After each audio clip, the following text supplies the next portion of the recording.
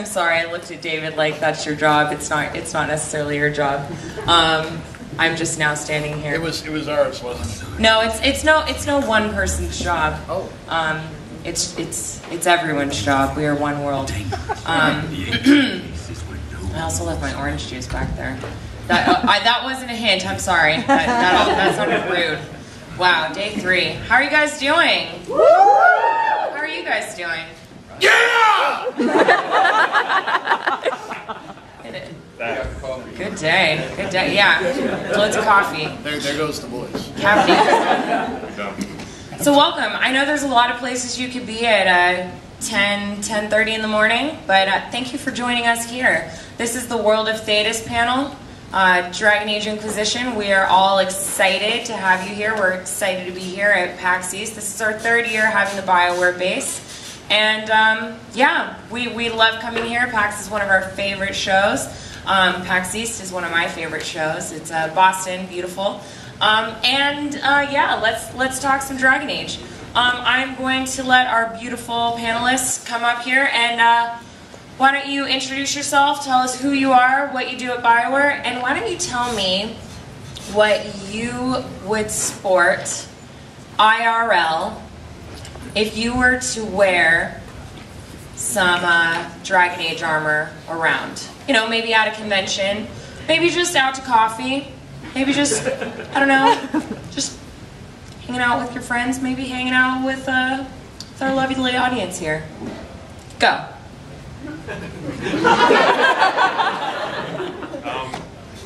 Is that on?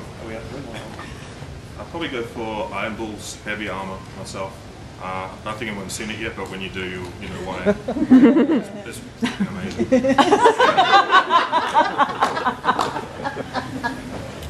Flip it around.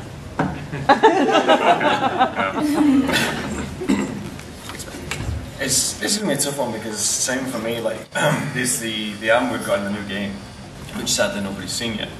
But the story that I had the other day, we're playing the game a lot now, obviously, as we're coming to its release, and I'm running through with one of our warrior characters, and I open up this loot chest at the end of this fight and find this all-Legion heavy armor.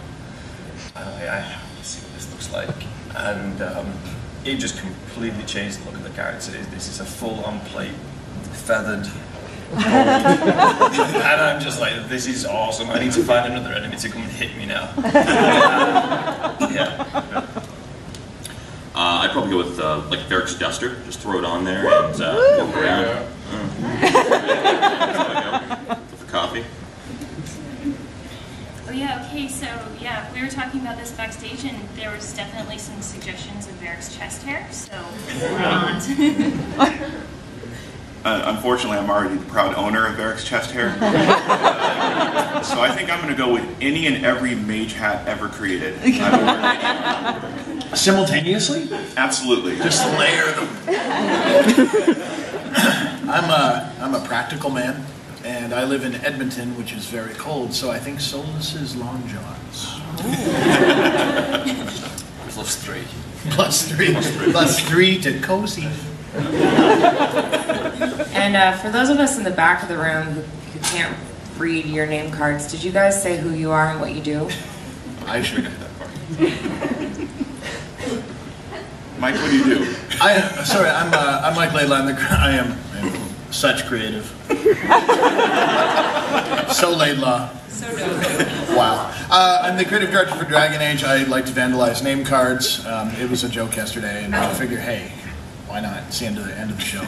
Yeah, so I'm responsible for the design team, story arcs, and combat and gameplay in Dragon Age, and most recently Dragon Age Inquisition. I'm Andrew Farrell. I'm a senior artist on the Dragon Age universe. I mainly focus on environments and all the world building of the game. I'm Dean Roskell. I'm a senior level designer.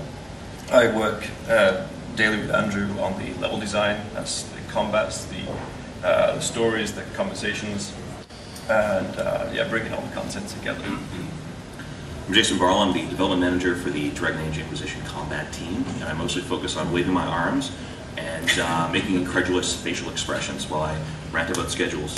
Yes. Hey everyone. everyone, I'm Leah. I'm the producer on the Dragon Age Keep, and I mostly work with the Dragon Age team as well as my own online team to develop the Keep. My name is Dave Hulegaard. I'm the community manager for Dragon Age.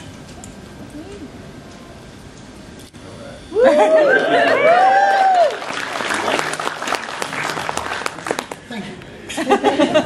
So, Mike, I'm going to start with you because I'm really excited to talk about Dragon Age on this panel. And anytime you're around, something happens. But I'm going to start off with a question for you, and anybody else that wants to chime in, feel free. But I'm wondering, as a player, like, what does adventuring and exploration mean to you, and how did you implement that when you were creating Dragon Age? Okay, yeah, so I mean, that for us has been probably one of the biggest, it's like a crisis and an opportunity simultaneously. When we started to build Inquisition, we knew fairly early on we were going to make a move to Frostbite. And Frostbite, of course, is the engine they make Battlefield with, so it handles scenarios like a bunch of dudes running around under the space that jets are fighting while tanks are driving by, right? So it does big spaces. And we looked at that and said, okay, so big is good, but how do we do big, and how do we do it? How do we do it properly? So we tried to talk about sort of some core goals for the exploration spaces and the exploration experience. And I will own that the core goals initially were probably not good enough to just develop the game on, right, by any means, because I was kind of feeling the space as well. And it's guys like Andrew and Dean who've actually taken these and turned them into actual implementations. And hopefully, David, we can talk about that in some detail. But our big goal was to make sure that the spaces, I mean, we knew from the beginning we were going to do multi-region open world. We weren't going to do one giant contiguous world. You'd be going from place to place. You'd be traveling. There's a world map, so it's similar to Origins in that sense. What we knew that would let us do is go to different biomes and experience a vast amount of area variety, right? And that was kind of one of our core goals. I got just a little bit of feedback about Dragon Age 2 that it could have used a bit more variety. So, yeah, I mean, it seems a little unreasonable, but I guess. So, 2 caves. There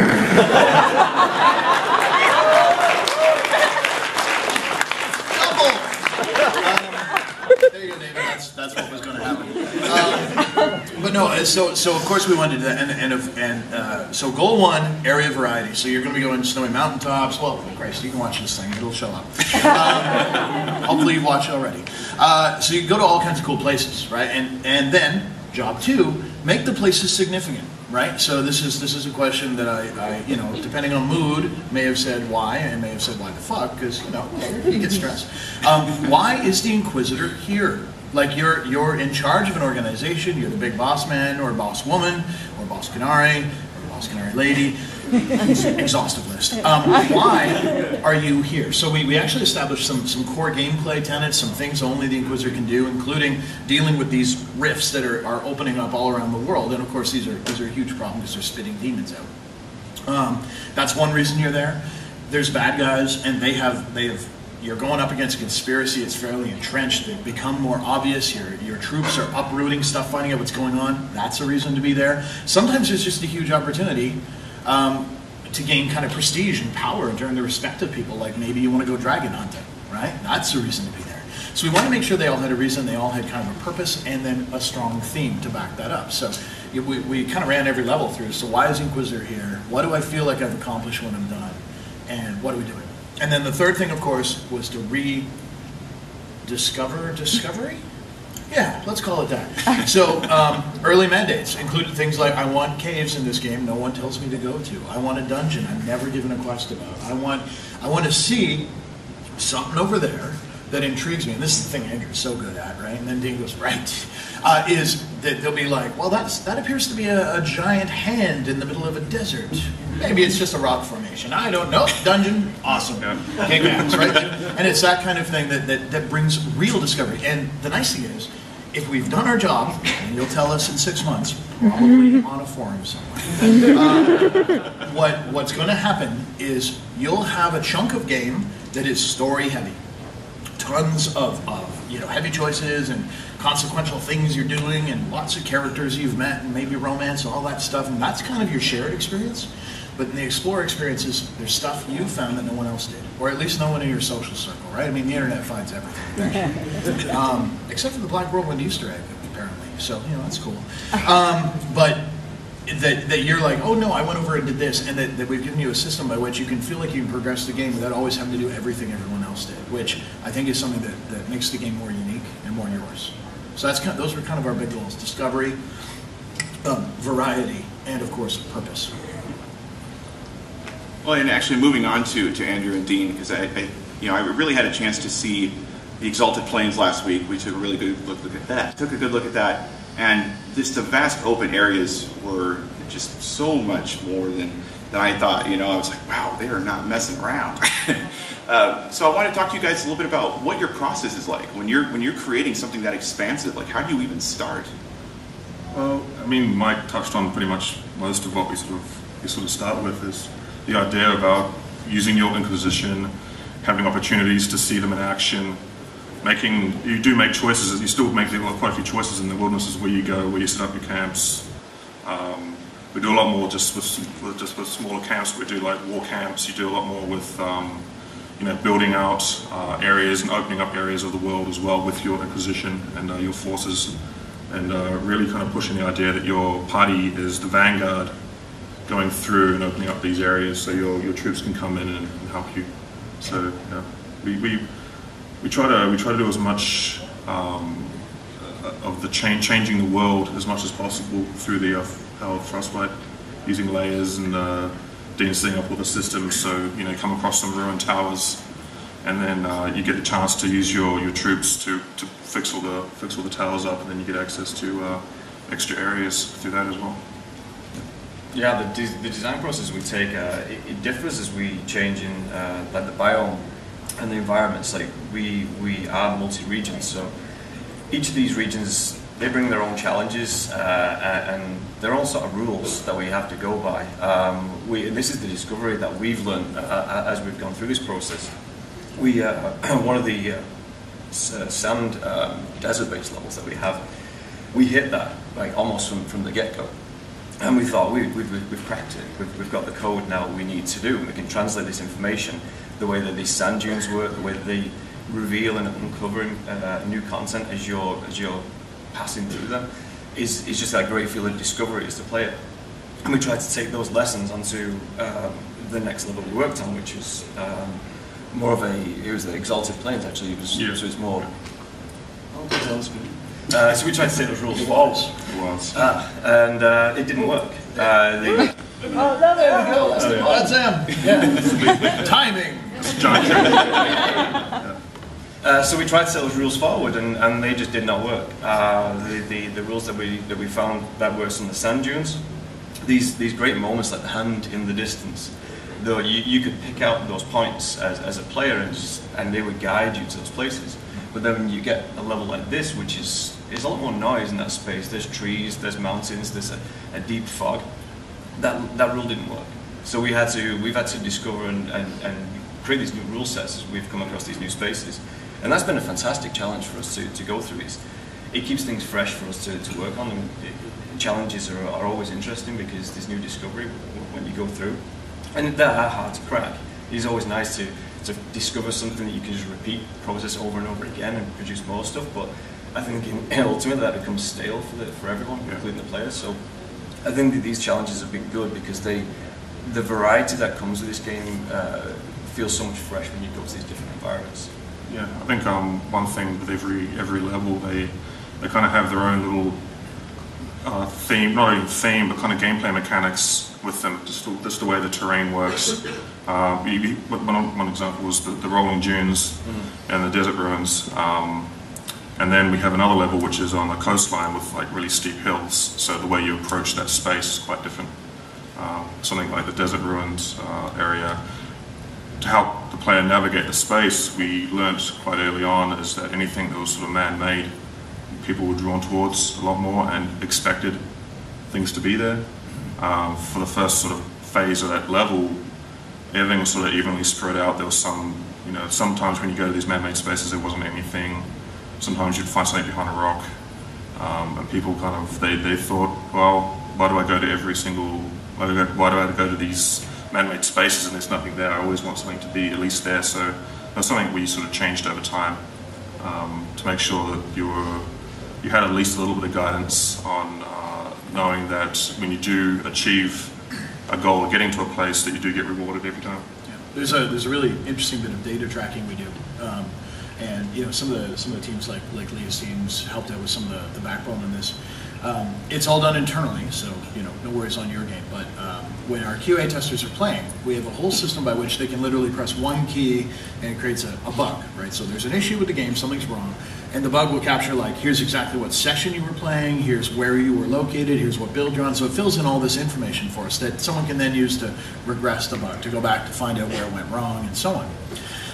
The nice thing is, if we do like a test among the team, and we do a lot of these, what it does, but when we talk about the session ID, is it actually tracks literally everywhere you've gone and what order you went in. So it looks like Billy from the Family Circus, kind of bopping around, right? And the nice thing is then we can very easily, this is so cool, to make a heat map of where, what areas were most traveled. So when we see in a 2-hour play session, did anyone make it over there? And the answer sometimes is no.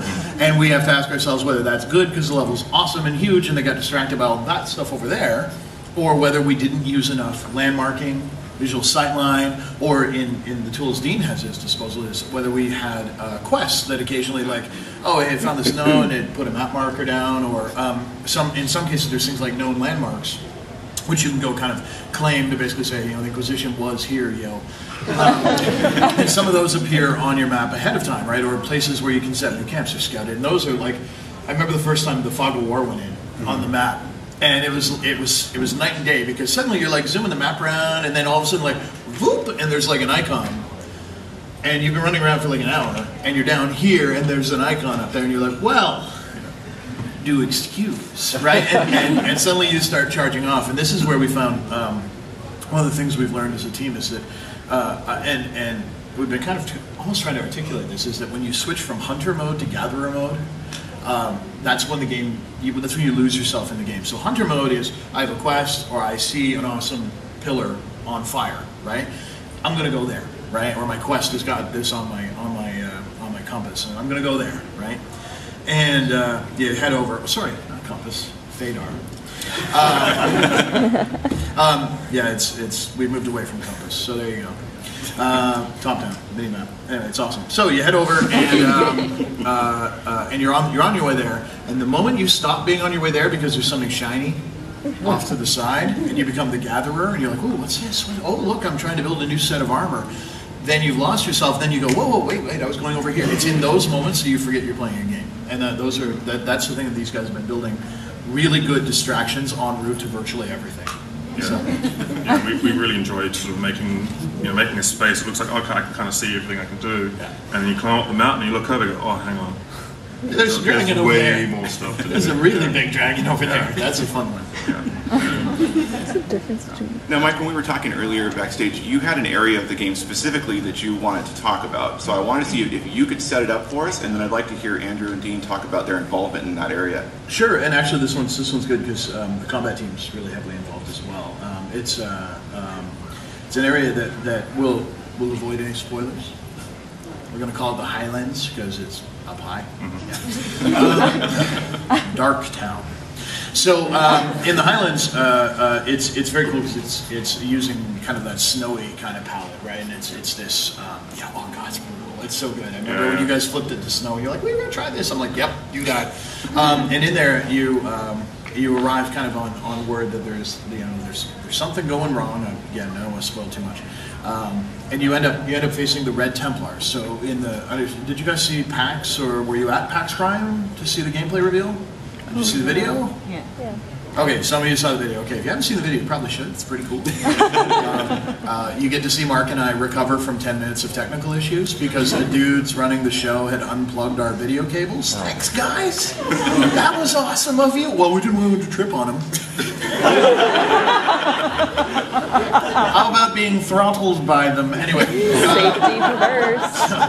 Watch it. Oh, the poor IT guy was like, Scotch. Yeah, he had a rough day that day. Anyway, so setting up level. So the nice thing is you've arrived in the Red Templars. They're kind of crystalline looking, and there's something really messed up, and you'll find out more about that this fall.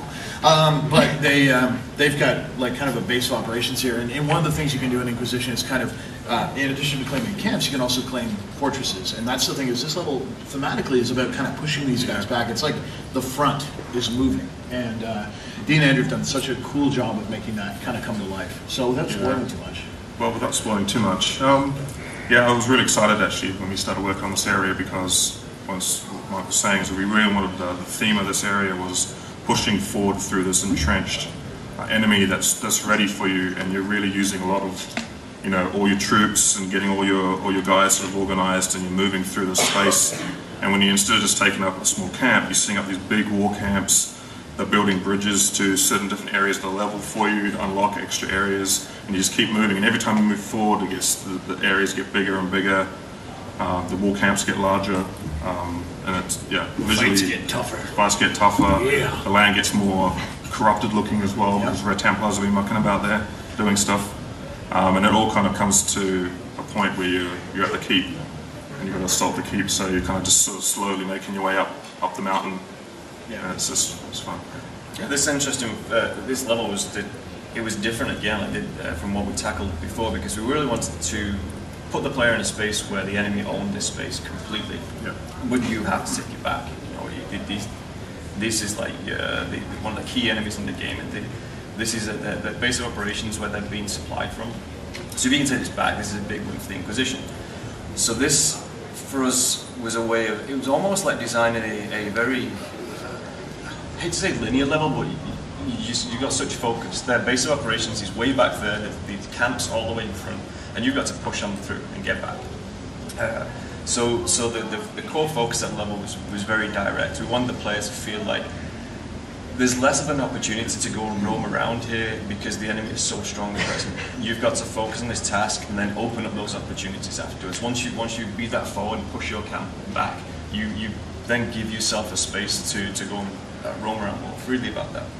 So these combats that we set up for this level were much more focused.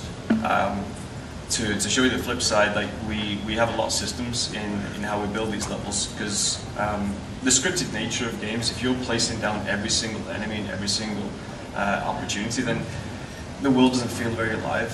So we've created all these systems to produce and spawn in enemies based on the variables from the game, like how well you were doing against a certain faction might dictate how much presence they have in a particular level. And there's a certain randomness to how this thing likes to keep it fresh. So if you're moving back and forward down the same road, we don't want you to expire all the content that's there and just see a dead world. This world is alive and keeps providing stuff, so people keep arriving down the roads, they're traveling from place to place, and you come across those opportunities. So in this particular instance, we want you to make sure that these enemies are there, we're setting up their base camps, you're going to have these experiences and go through them as these, I suppose we talked about the other day with our tier 2 encounters. We have a tier 2 encounter is a scripted encounter which is designed more like a puzzle in a way, where there's definitely there's highlights where we provide the player with ample opportunity to use the best of their abilities. The things like the backstabs and the like. So these are fully scripted encounters. So yeah, this level was great because it's such a full force that you're going against with the silhouettes. Like some of you've seen with the Behemoth character that we revealed at PAX Prime last year, is just a beast. And when you see him and he shows up, you know you're going to have a tough time. Like you're not getting away from this area until you take this guy down. And the way he affects the environment around him as well is just awesome because, as I say, they've been dabbling in Red Lyrium, so they have these new powers, and the environment that we've created for this space is snow. So this fantastic white environment as these blizzards coming through, and this rich red crystal. And so the visuals that we've created for this are so distinct. It's easy for the player to survey this area and see where the red is and know where they've got to go next. I think we released the VM screenshots. The background, there was a background there with the snow, and you can see the red crystals in it. So that's from that area. There you go. Yeah. You touched on the Red Templars a little bit, and they're obviously one of our creature factions, and the process for creating the creature faction has the combat designers going through and iterating on what roles we want to fill within that faction. So we start off at a kind of an ideation stage, and there's some thinking that gets done. And then you build them into a, like we call it it's really a prototype, but it's really just a box. And the box moves around and operates as if we want the creature to act in-game.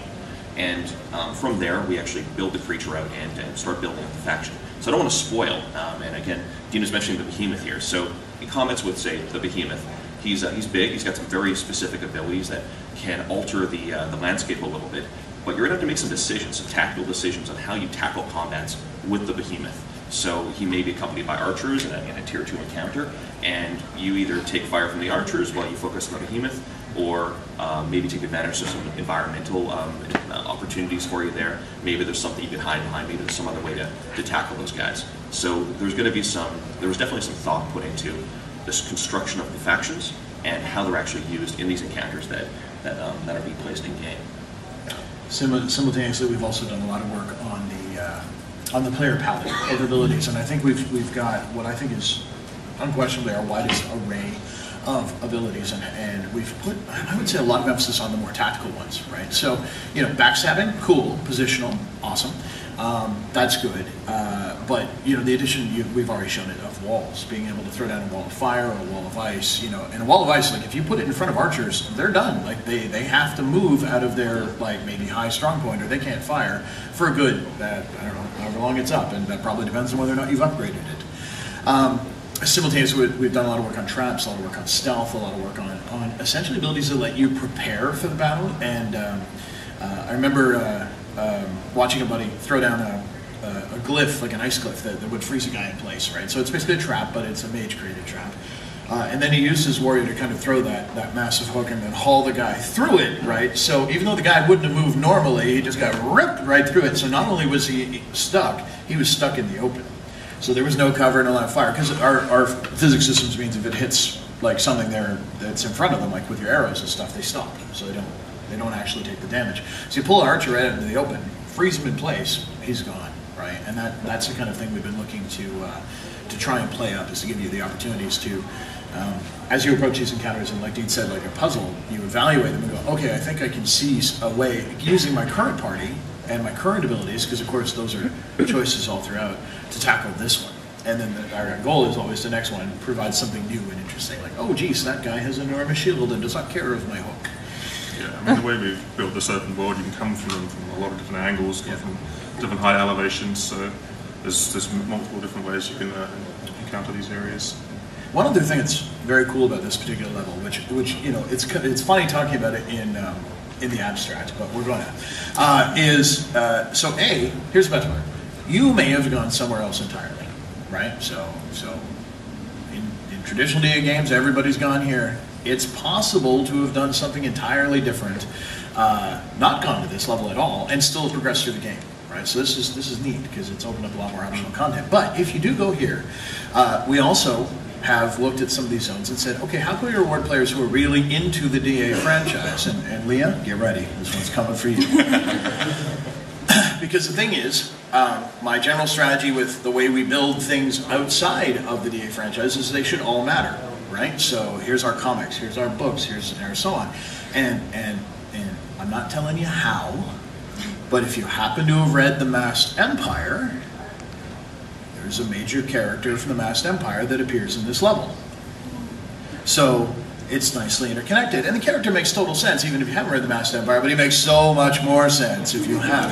In the same way, Loghain is kind of, you know, he's a good villain, but he's a better villain if you've read Soul and Throne, right? That's basically been our philosophy throughout it all. This is why, you know, even Dawn of the Seeker, Cassandra finishes by getting the book, and you're like, hey, I remember that book. They just stabbed with the dwarf. So, you know what I mean? Like, we look for ways to connect and tie our world together to make it all feel like it's part of the same space, and like the things happening are significant. And of course, the nice thing is, I'm not sure the novel gets captured and imported, but we have a lot of reactivity throughout all the game to what you've done previously, what experiences you've had, in the same way that, like, you know, you did the Facebook game for Origins, you got the helmet, right? It's like that, but we're trying to take it to the next level, and that's where Leah comes in. Thanks, Mike. Yeah, so I think one of the things that we're really excited about with the Dragon Age Keep is just that you all invest so much time and energy into these experiences with your friends, but in addition, discover new areas, and I think that's really one of the neat things is having that in a web-based experience allows you to take that wherever you are, research a bit before you fire up DAI, and that's really exciting for me, and hopefully for you too.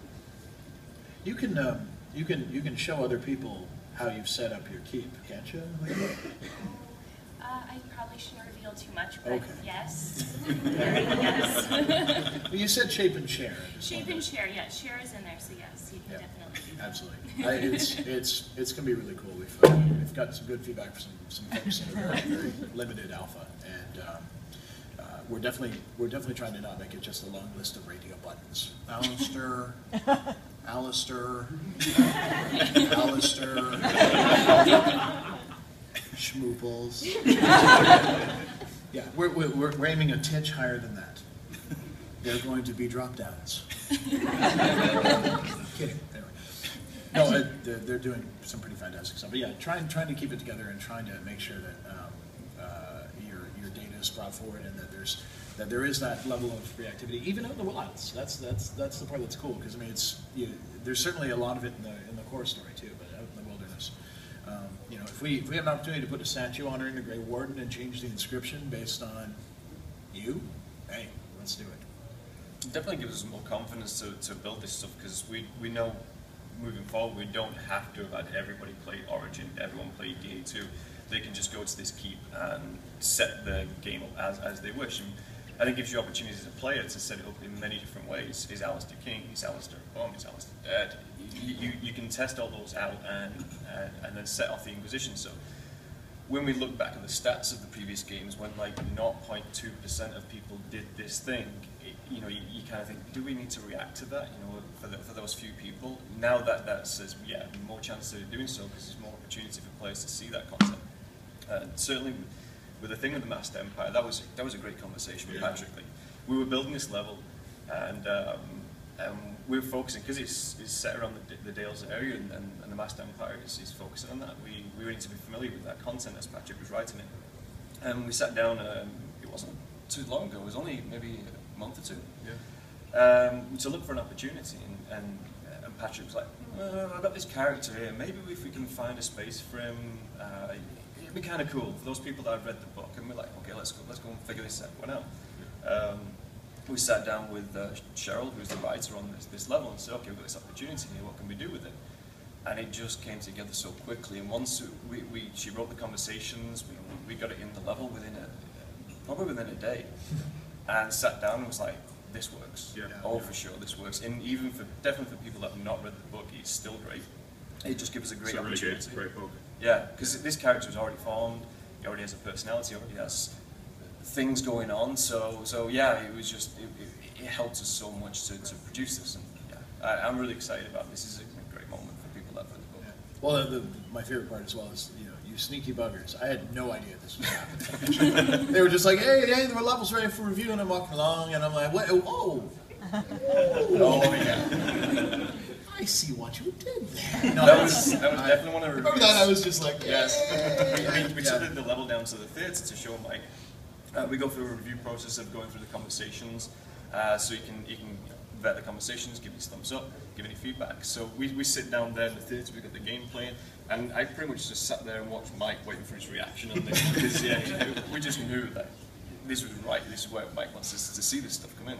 I'm pretty sure there was a moment where I was like, "Oh, did you work this thing in?" And Cheryl went, and there it was. And I was like, yeah, it was gorgeous, and I it's kind of an honor and humbling to be working with a team that is owning the levels to such a degree that I can be delighted and surprised by the stuff I'm finding. It's like, that's so cool. Well done. Yeah, and I think that's the thing is, this is, to be blunt, it's been a pretty hard project, right? When you change technology, it's pretty brutal.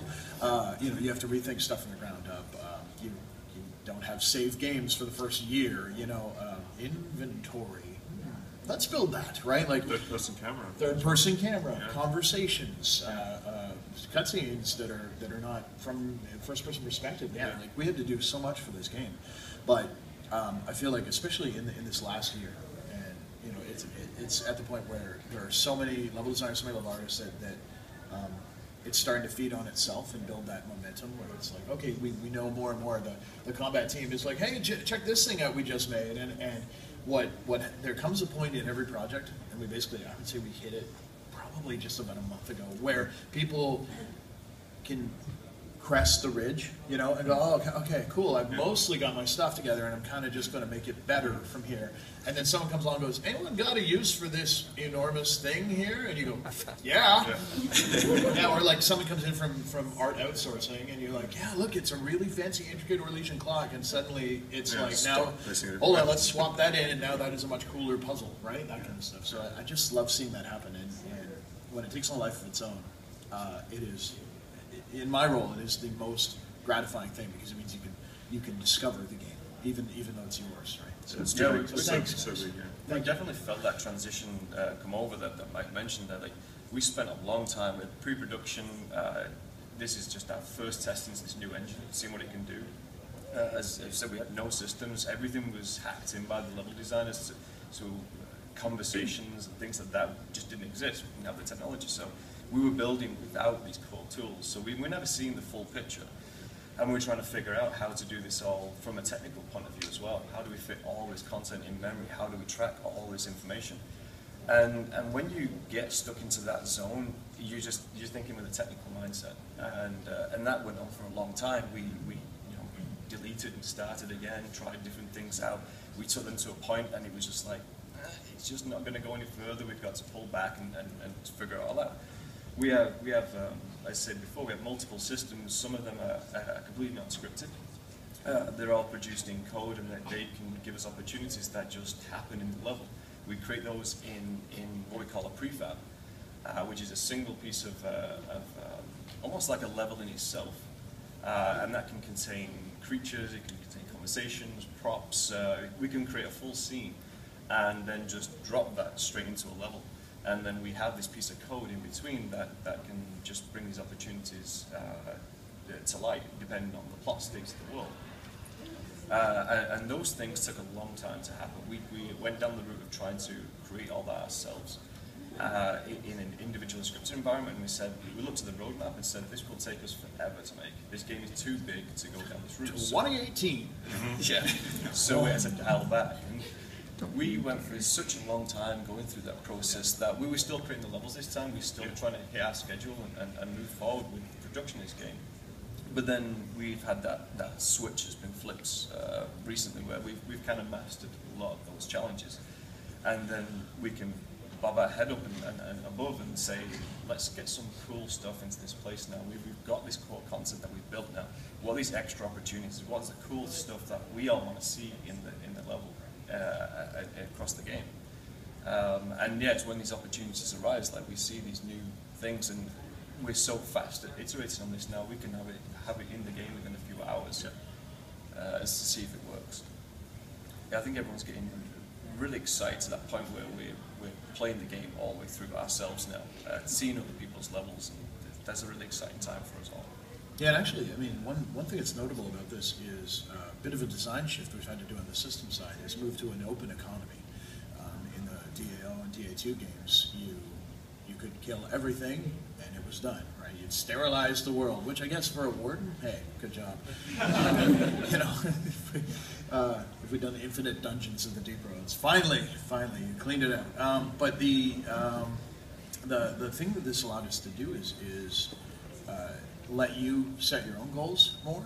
So, I'm 50 gold short of that dagger I really want on sale in that marketplace. well, I'm going to go kill some bandits, right? And you can actually decide to go do that. And I mean, we're not, there's just not a lot of stuff to encourage you to grind. It's not like, oh, we're going to have to do this. But there are challenges that you know, you will probably come back to because they're too high level for you. There are things you will probably go, I don't want to even deal with them. I'm just going to ride by on my horse because they're not worth it. Yes, they'll drop a little bit of money, but they're barely any XP and not really worth the time.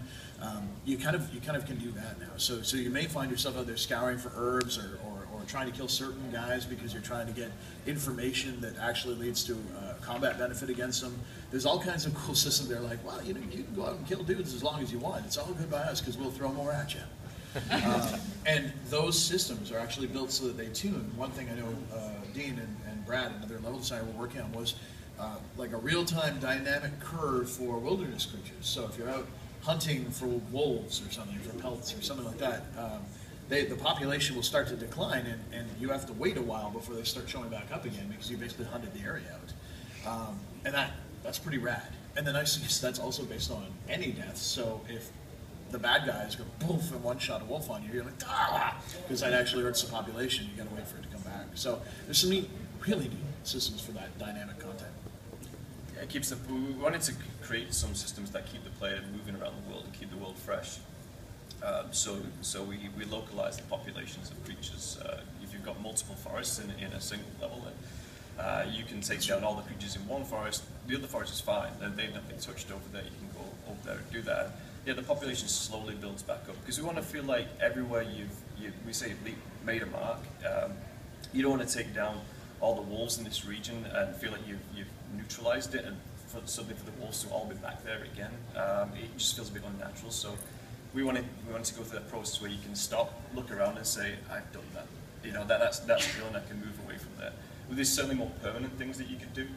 We had to make that choice about what felt good to be permanent and what felt good to be more natural and what would come back as part of the fall.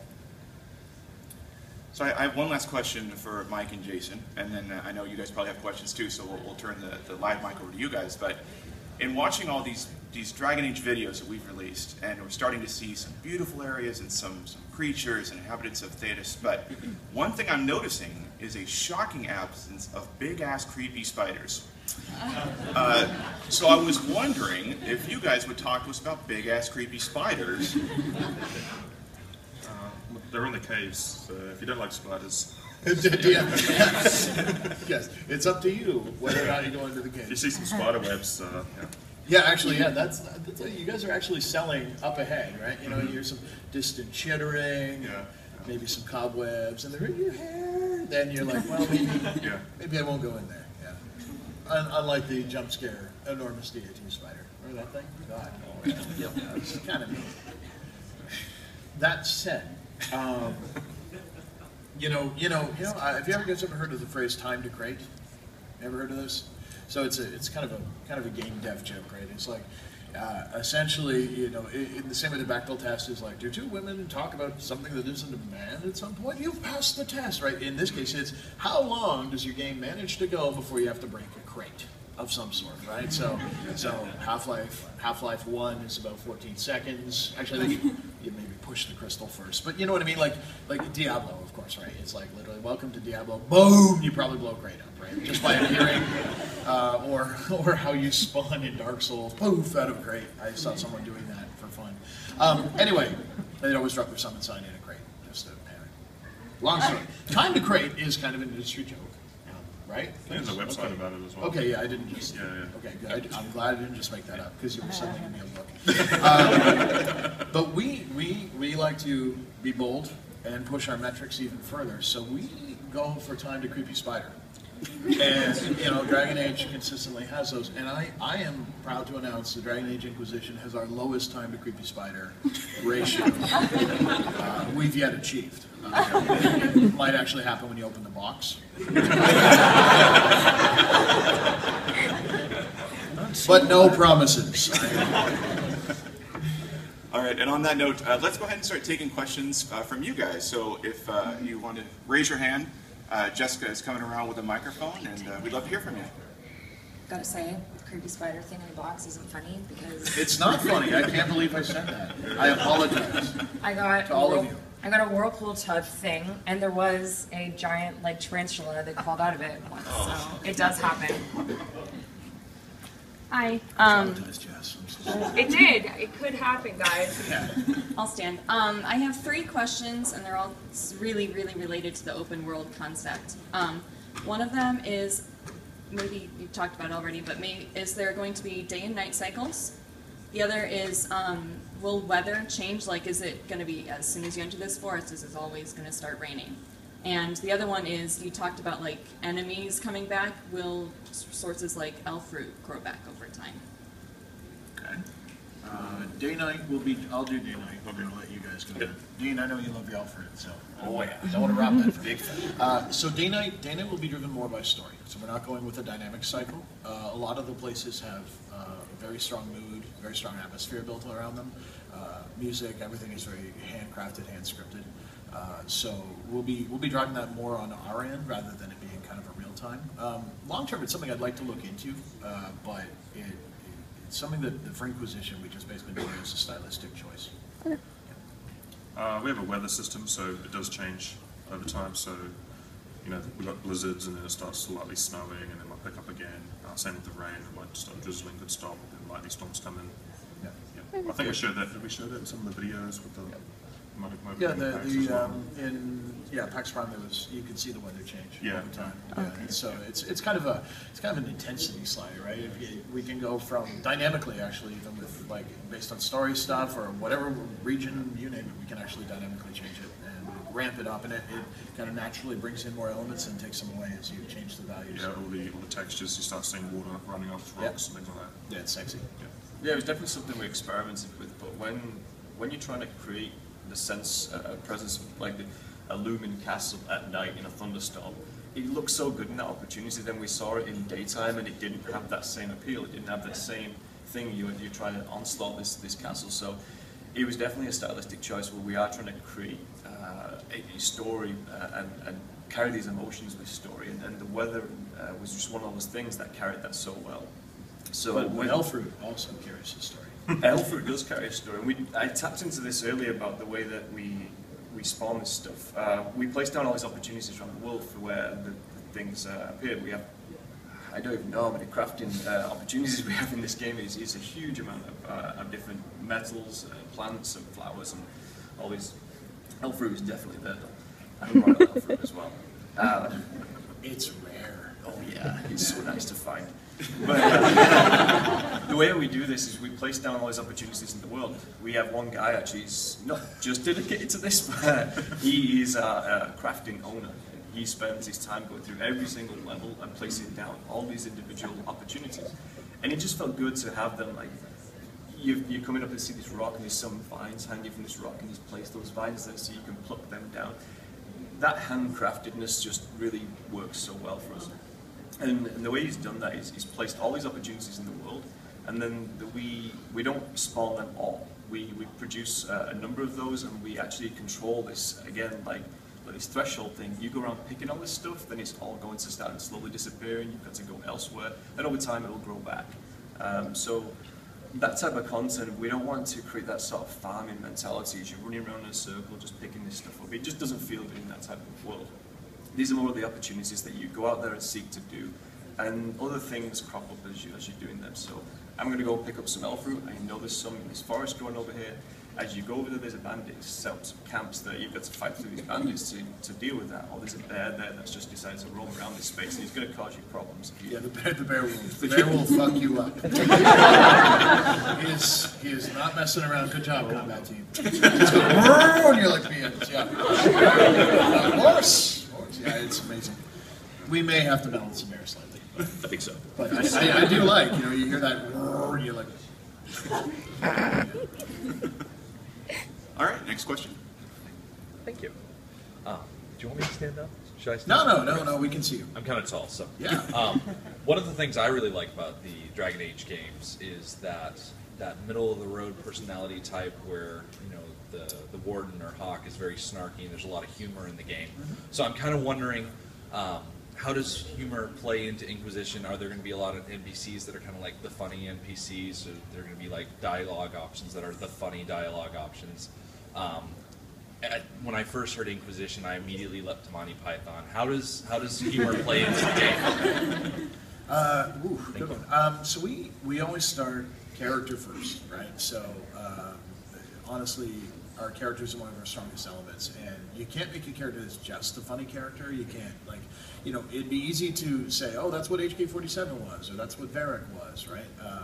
But we always go for more than that, right? You need to go further. Similarly, the Inquisitor, right, the character you play. Yeah, there's going to be a number of dry observances, I think would be fair to say.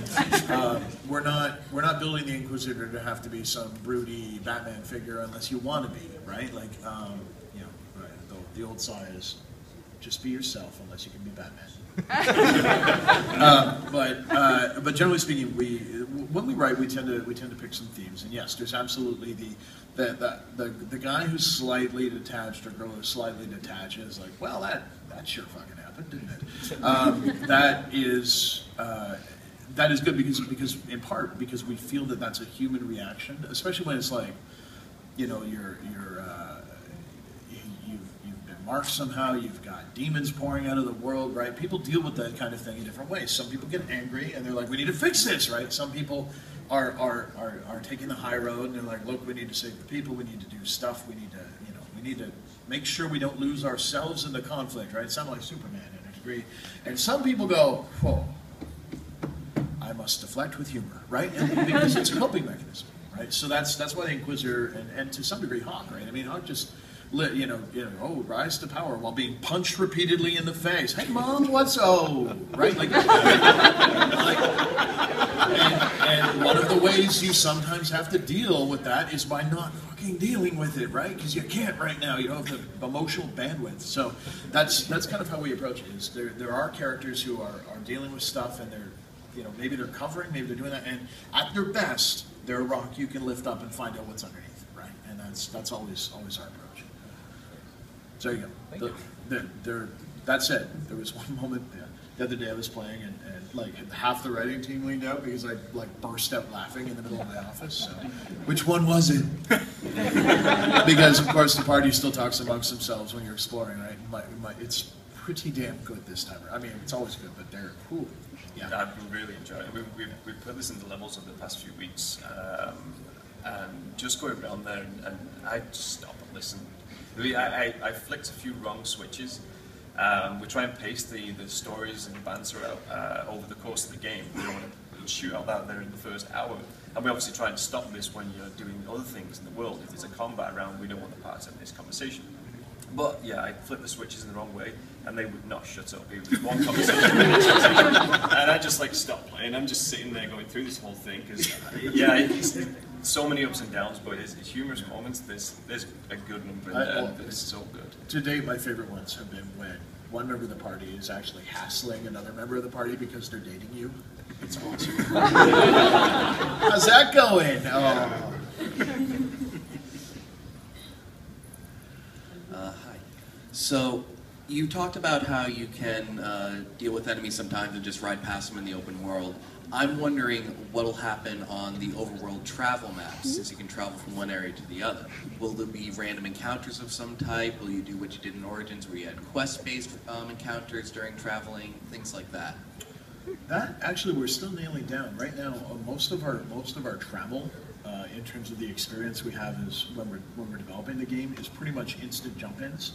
Kind of the last thing you have to do with a game this big is essentially get your hot glue gun and a bedazzler, and you have to kind of stitch the experience together as a whole, because again, this is the challenge of building the new engine is that you always have. We had to build it all from the ground up. Crafting, okay, from the ground up. Save games, ground up.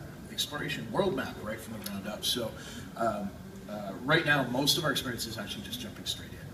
In terms of how the travel experience is going to work, certainly it's going to be close to Origins in the whole like clicky go. Whether we need random encounters is going to be something we evaluate as we put these last pieces together. My leaning right now, just to be honest, is probably no, because unlike Origins, where you kind of arrived and you're at the Dales camp immediately, and you went right into the dungeon, you know, I mean, there was like some small levels. Instead, it's like, welcome to the forward camp the Inquisition scouts set up because you told them to, and then you're like, I'm going to walk that way for 10 minutes, right? And there are random encounters there. So, and sometimes scripted encounters where it's like, okay, here's a story beat here, or here's a thing. So there's a little more opportunity for us to work it into the levels rather than having it be something that happens in its own kind of microcosm, and it feels more natural. So it's my current leaning. But if we put it together and we're like, it's missing something, you know, is Everin Road ambush or what have you, then that's the kind of thing we would put in. But right now, the context has changed so much. They feel a little unnecessary, but still in evaluation. But there's my thought process.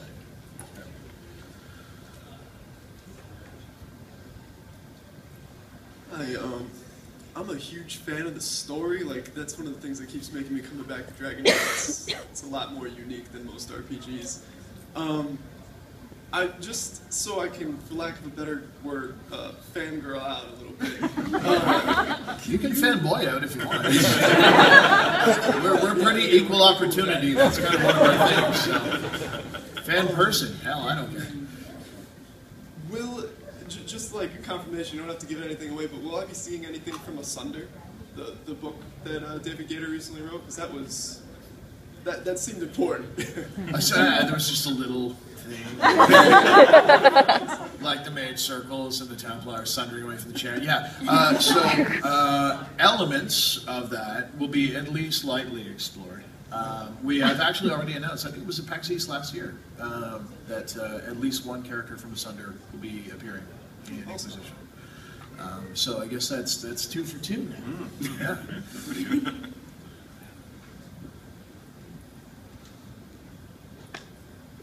Hi. So, seeing as how the game is called Dragon Age, can you tell us about some of the dragon fights in the game, or how that's going to work this time around? Mr. Barlow? or I can. No, I'm fine. So, yes, they exist, and certainly they're a little bit challenging for us to build at this point. So there's a lot of very specialized tech we have to bring together and actually make working in unison. So I can assure you that there's the right people are working on it, and we're really focusing on delivering a very solid experience for that. And obviously, the dragon has got a couple different things that it does, and you guys have seen that in the videos, no doubt. So mastering its ability to basically kick your ass has been one of our big focuses. So we've got a really talented guy, Joel Sticksma, working on the dragon combat, and he's been supported by animators and VFX artists to just deliver a great experience for you. The dragon is bloody terrifying. And you can talk about the limbs thing if you want. Oh yeah, awesome. Okay, so we have I want to be a little cagey. We have a multiple targetable system, which is pretty cool. So you'll be able to attack the dragon, and during combat, if you can get close enough, good luck. You'll actually be able to target his limbs and take him down. Jason, her. Oh, yeah, her. Yeah, they have wings. They're females. It's, pardon me, yeah. her. Thank her you. Limbs. Accuracy is important, Jason. And these people know. Like, they're not here because they don't. They do.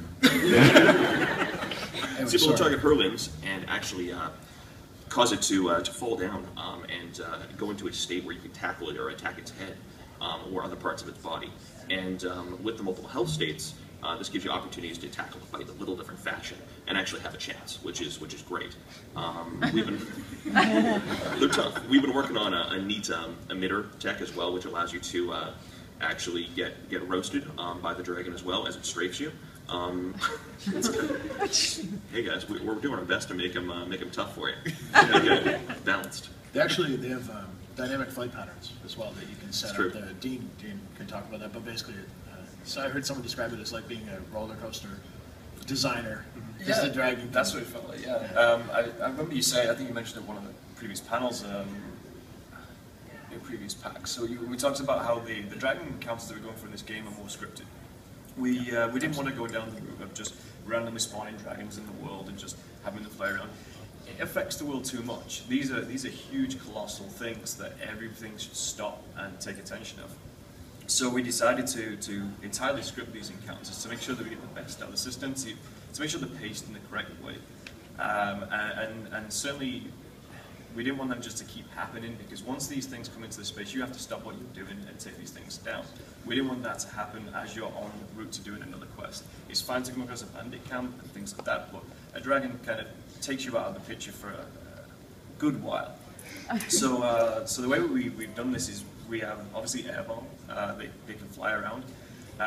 We wanted them to make sure they look great in the environment, so we came up with a system which does kind of like a train line cross with a roller coaster in the editor, where there's multiple paths you can take around, and we change the pathing based on your location, based on health state, based on whether you're in and out of combat, so it can ambiently fly around the world, or it can be aggressively trying to fly at you in an attack pattern. And the system that Jason mentioned about the ground fire and things like that, yeah, when they breathe fire across the ground, if it's a fire dragon, that will roast that area, and you don't want to be stunned in there for a while. So the environment plays a key role in this. They are, I mean, we've shown that in the previous video, that they're super destructive as well. We wanted to take and know that the kind of forces that these things have, so we built a system around the destruction, and we focused that heavily on the dragon fights. So the environment you go into when you're facing a dragon at the start will not look the same at the end. That cover that you used won't be there for too long once that dragon latches onto it. So those are the types of things where we knew we had to bring this focus in a scripted nature. We wanted to make sure the pacing was correct for this, and and so that the player really knows that once they've gone through this process, they've took this dragon down, it's not going to respawn again, it's not going to come back, you've dealt with it. And you will get the fattest of loot. Oh yeah. Yeah. No, we've been having a lot of fun building them. It's like how could we kick the player's ass? But I mean, ultimately our goal is that a dragon fight's something you prep for, right? You know, you want to push forward and have a camp, like a safe space close by, so you can kind of fuel up. You want to be bringing the right potions. Ideally, you're crafting specific armors and weapons to deal with it. That's the kind of stuff that by giving you this big, angry, super angry thing for you to tackle, it lets you engage in a type of gameplay where, in a way, you're giving yourself a quest. Find the stuff you need to kill the dragon. And what that is up to you, right? And how well your party's kitted out and so on is all going to factor into these encounters. So the more we can get to the point where you feel like you're kind of giving yourself quests, I think the more the game feels like it's yours, right? So that's our goal. Anyway, good question. Thanks, man. I think we have time left for about 2 questions. I love how graphic that was, Jason. I felt like we were Sorry, watching you I'm perform just really excited surgery. about it. No, it was great. Hi, I have a question. You guys keep coming back to like the dynamics of the game, as far as, you know, you were talking about not having day-night cycles now, but maybe someday down the line or something like that. Not necessarily with Inquisition, but does that mean that, like, looking towards the future at some point, you may be working on developing a game that is maybe not necessarily an MMO, but more along the lines of having dynamic events happen, something like the lines of Guild Wars 2, where every time you go into the game, stuff has changed. So because of things that have gone on in the world around you, like maybe you have a quest to save the town before the dragon raises it, and if you don't get there within, you know, the next 48 hours of gameplay, the next time you log in, the town is gone. Just looking maybe way towards the future. I think there's huge possibilities for that kind of game, for sure. So we currently have no plans to make a Dragon Age MMO. We're fundamentally a game about your story and, you know, your well, actually, it's funny. A lot of our mechanics are MMO-ish, right? You know, who's tanking and that kind of stuff. Really, the experience we're trying to deliver is that as one person, you can coordinate the actions of the party. So that's been our core focus, and certainly one of our big drives. In terms of like kind of a live event system, like a shared reality, that sounds a little bit like kind of what Destiny, it sounds like they're doing some elements of that. So I think that kind of thing is very cool. It's certainly very attractive. Not everybody's online, right? So you have to be aware of like how do you design a game like that? How does it interact? Like, are you forcing people to get Xbox Live Gold or to pay for extra bandwidth? Like, you know, it's all a balancing game. So, you know, here's the thing. That kind of stuff appeals to me. Like, I don't know, did you guys ever play Dragon's Dogma? Anybody play that? Yeah. So they had a boss that was like this skeletal dragon thing, and it basically showed up and you fought it for 8 minutes, and its health bar was like, you know, you needed like 3 monitors to see how big its health bar was, because what happened was you did like your 10K or whatever, and that chipped away a little bit of it, and then it went away, and then someone else had it show up 10K lower, and again and again and again, and eventually you brought it down, right? Somebody got incredible loot because they killed it, and then the game just said, great, and the server responded again with 10% more health, and again and again and again. So this thing was basically unkillable in one encounter, right? So you were playing this Russian roulette almost to see if you could do it, and it got tougher and tougher over time. So that was that kind of event, right, where I'm kind of co-oping, almost like the D&D, they did this back in the 90s, where you could submit how your campaign went, and that determined the next module. But that's a fundamental design shift away from like some of the things we've done on DA Party First, your game matters, you have agency. So I don't see it as incompatible, but it certainly would take a lot more thinking than I have time to do right now, because I have so many questions. But yeah, like, awesome, but probably not immediately. It would be Right on cue. All right, we have time for one more question, guys. Careless whisper, I wish man. that had happened when you had announced the colon romance. drive-by careless whispers. Yeah. Sure. Hi, so you kind of mentioned that, like, establishing camps and stuff, and I'm just kind of curious, how is this more along the lines of players saying, okay, well, it's time to go to area B, let's establish the preordained camp in area B so that we can explore that? Or is it like, well, I want to go explore this, let's put a camp somewhere in this area and you get to actually pick where the camp goes? Or is it like a preset, you're just making the decision of when to set it up, not where to set it up? We have like we go about this in two sort of ways. When you unlock a new area in the game, you choose many of the levels you choose to unlock as a player. It's your choice whether you want to go there. What the Inquisition does, or the Inquisitor does, is sends a scout forward. They scout out the area, they bring you a report back to say what's in the area, they tell you the opportunities there, and they give you a reason, like, they set up the initial storyline for why the Inquisitors go in there. So part of their process is to set the first camp. They set the first camp, that's where you arrive at, and that's your home base for that space. But as you work deeper into the level, they've scouted further into the space, and they say they've picked opportunities for where the next camps it can be set up. Now it is up to you whether you want to set them up there, but it is up to you to get there as well, to mark that point to set them up. Yeah, the camps are not like it's not just a little campfire that just spawns. It's they're basically a built-up space. They're defended. They have their own kind of little micro ecosystem of defenders. So we ended up kind of building spaces for them where they could go, rather than having them be like just utterly dynamic. Yeah. What that creates is the challenge of reaching them, right? And when you do so, you create a new safe harbor, and your adventures can start from there again. So that way, they're kind of spread throughout the level. Yeah. And we don't have to do Firewood Management Simulator 2014. Well, sadly, we have run out of time for this panel, but thank you all for coming. Thanks to our esteemed panelists for joining us this morning.